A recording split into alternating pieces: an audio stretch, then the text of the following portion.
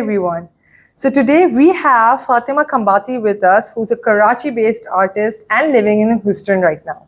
Her work captures delicate beauty of nature and wildlife. So today, let's have a peek inside her studio and listen to her concepts behind all her beautiful art pieces.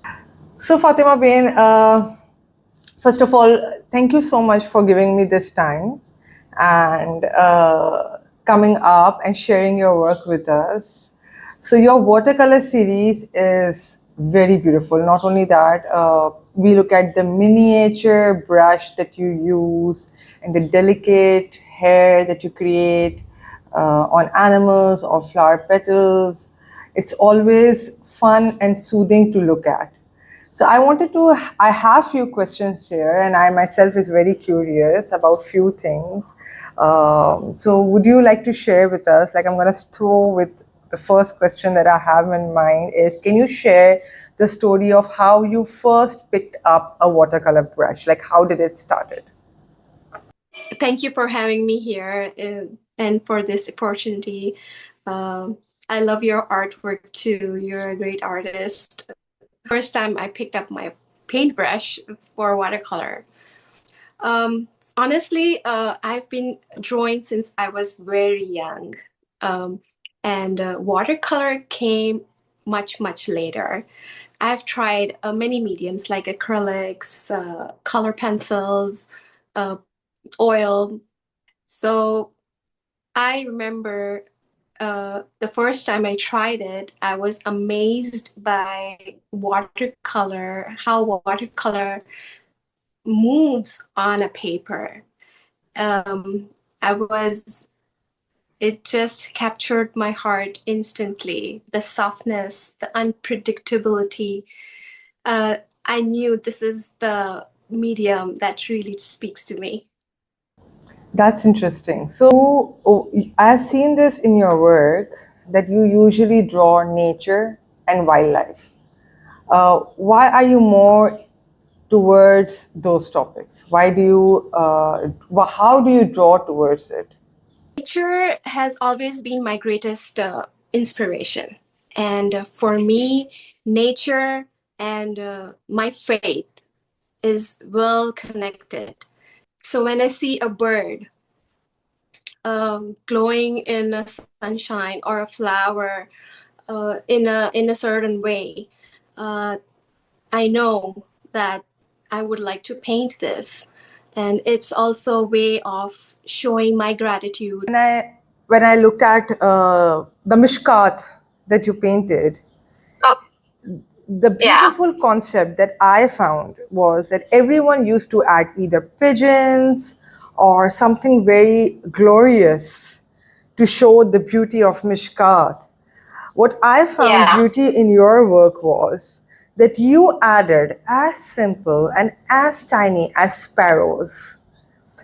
And I think that is one of the remarkable pieces that you have made, that I think I've left a lot of impact on people, because a lot of people came back to me and requested, especially from Pakistan, that we want a mishkat with sparrows. And I kept mentioning, said, see, that is signature of Fatima Khambati.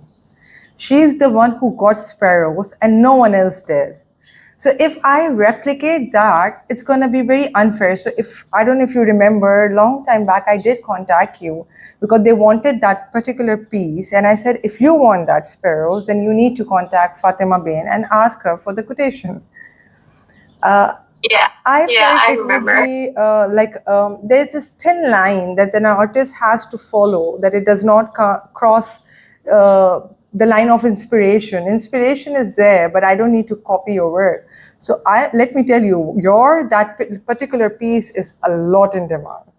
Thank you so much. I really appreciate your support. That just came, I don't know how, but you see, it's a blend of faith and nature, you know. Sparrows, I see them every day in my backyard. I love them. They're so beautiful birds. And I just, and they're so small everywhere.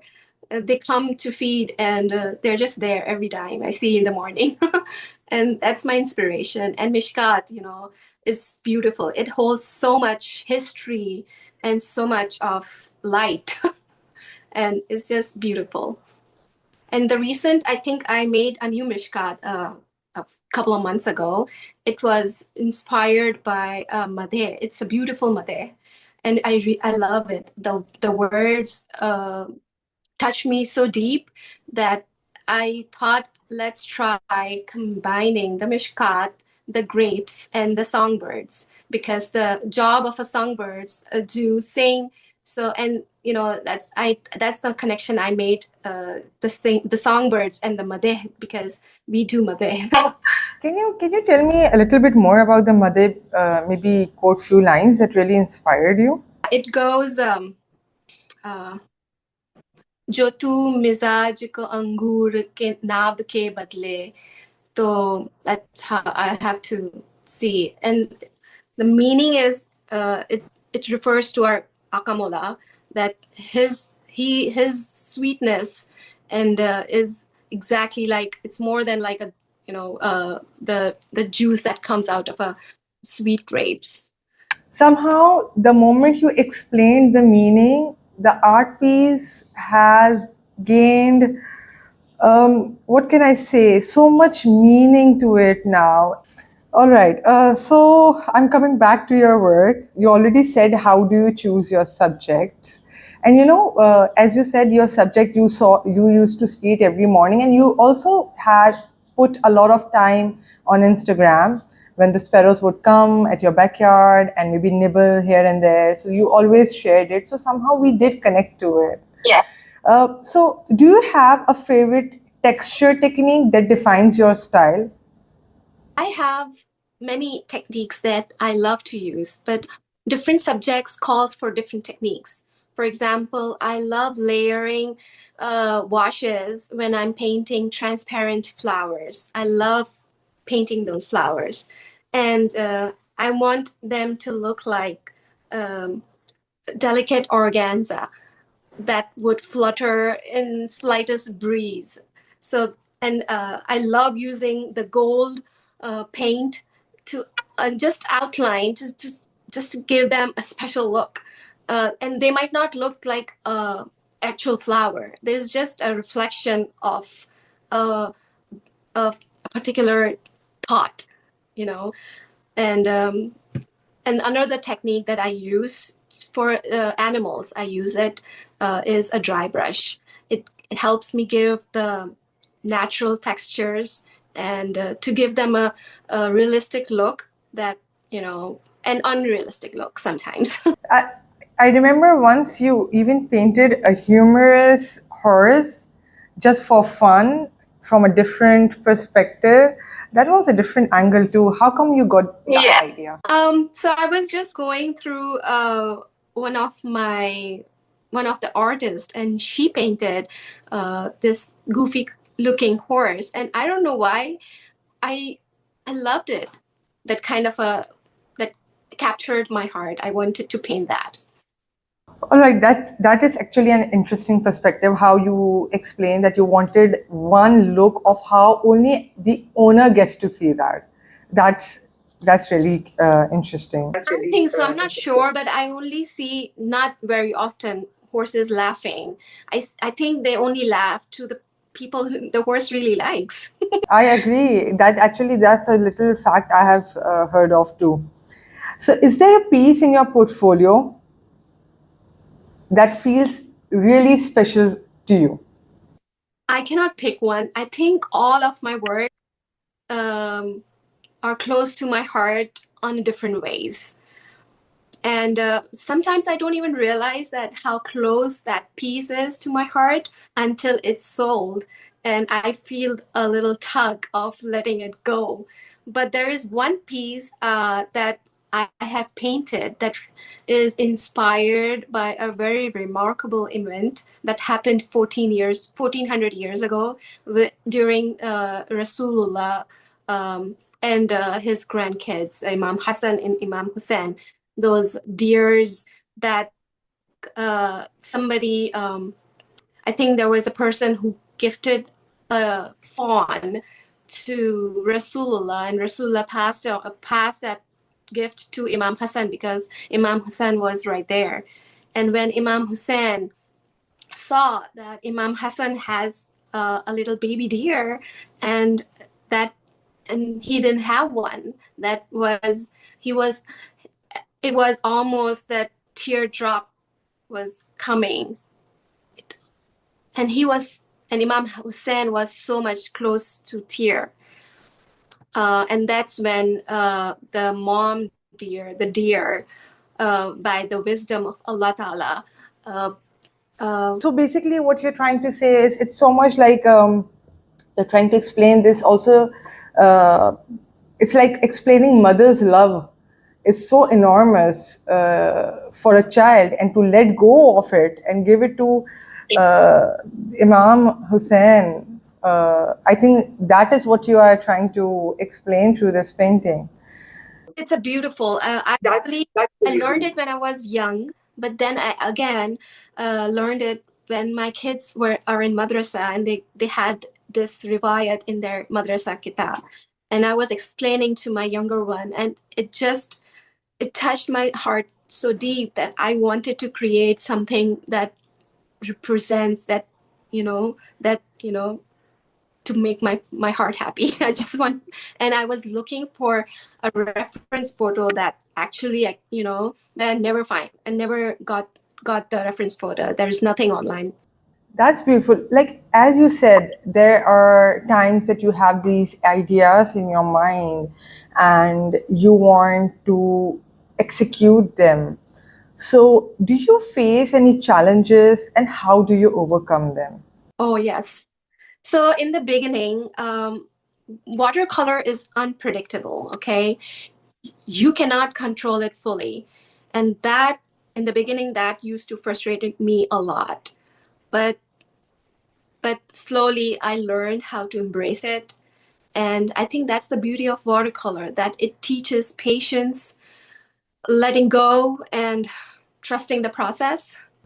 All right, viewers out there, so you have already seen how beautiful she explains the meaning behind each of her pieces. They hold such importance and value. So, if you want to grab your hands on it, Fatima Bain is going to soon share with us where we can capture them. So, Fatima Bin, can you tell us a little bit about where can we obtain or get our hands on these beautiful art pieces that you create? How can we connect with you? I share all of my work on my Instagram, and I try to be up to date on my Etsy shop.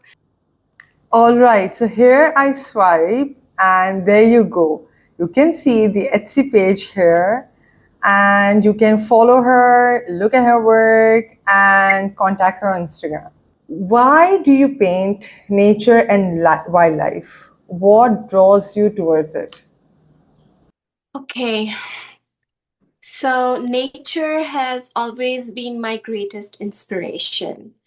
And for me, nature and my faith are well connected.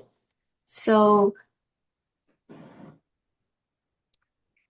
I see nature is a reflection of our Creator's beauty.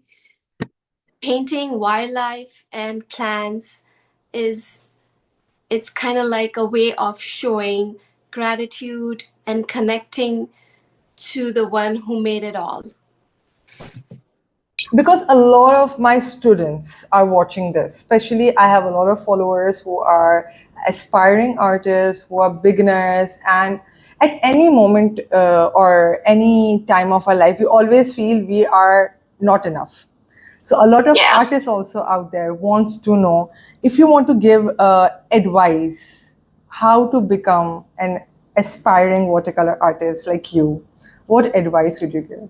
Okay, so be patient with yourself and with the medium. It's not about controlling every drop of watercolor. It's about enjoying it, the flow.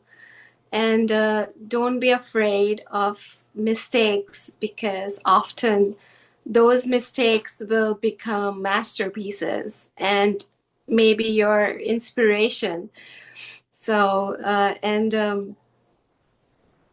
um, and paint what inspires you, not that just looks trendy. So she's about to reveal where to grab her artwork on. So Fatima Bin, can you tell us about your Etsy page? My Etsy shop is called Fatima's Art Studio Shop. I can send you the link also. It's in my Instagram link tree also, but definitely. Okay, Fatima Bin, one more thing that I'm very curious. The prints that you just discussed. What if someone, because when I look at your work and the way you explain the beauty of transparency of the watercolor, the flowers, and the detailed texture of your animal nature pieces or wildlife pieces that we can talk about, if anyone wants to grab onto the original work of yours, because the watercolor in hand feels very different, how can they grab onto that? The prints are not a regular art print. They are called Z-clay print, which are very high quality prints that can be ordered through my Etsy shop. And people reach out to me through Instagram for commissions or for any other art related queries. Yeah, this particular market that I go through is just for it's only people who are in arts, like who pottery and jewelry, mainly arts, acrylics, oil, photography. That kind of a people come in to show their work. Hello, viewers. So it's called the First Saturday Market. That's a very interesting name. It's because it takes place on every first Saturday of the month. All right. So if you want to have a look at her original pieces right there in your hands and feel the texture that she actually implies on her work, then you should visit there. You're gonna see me on September 6th. Hope to whoever is local here, whoever is living in Houston, do come see me and the other great artist. One last question. Fatima Bain, I know this is something that you were a little reluctant, but thank you so much for giving me your time and showing up here. This takes a lot of courage. And just one little question I want to throw at you. This is going to be a little fun. So that is, if you could trade your studio, with any artist in history for a day, who would it be? Okay, so I really don't know the name of this artist, but he draws children, and the way he frames them, it's such in a beautiful way, as if it's 3D, and but it's actually not that much 3D. It's just one thing is that makes it very unique. How he frames his drawings, and I would love to see his studio in person, and might, if he allows me, I'll swap with him. That's interesting, actually, because as a watercolor artist, where there's more minimalistic approach towards the medium, you are also interested in illusion and 3D artwork. That's an interesting perspective that you just shared with us. Thank you so much, Fatima Bain, for giving us this time. And inshallah, we'll get in touch with you someday. And I hope a lot of people come by and visit you on 6th of September. Thank you so much for your support, and thank you for keeping me awake. All right, take care.